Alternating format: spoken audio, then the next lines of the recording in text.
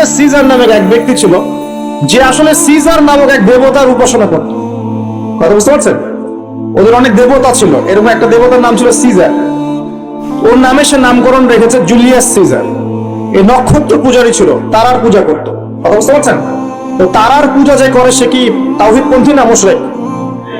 বলেন, সে কি ইমানদার না কাফের, কোনটা?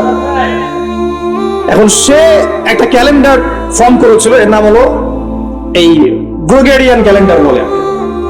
তো এখানে প্রথম বর্ষ, যেটা এই প্রথম বর্ষতে উৎসব পালন করা শুরু করেছে এই জুলিয়াস সিজার নামক এই ব্যক্তি প্রথম, এবং সে সমাজ এটা চালু করে দিয়েছে।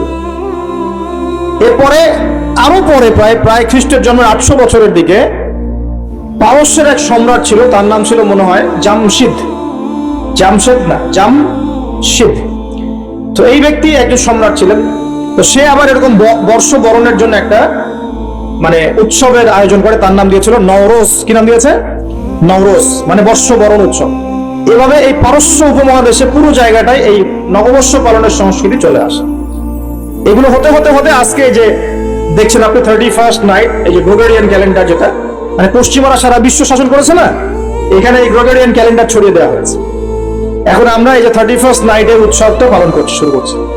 এটা কি আমাদের উৎসব? এটা কি মুসলমানদের? কাদের হলো তাহলে? পশ্চিমাদের।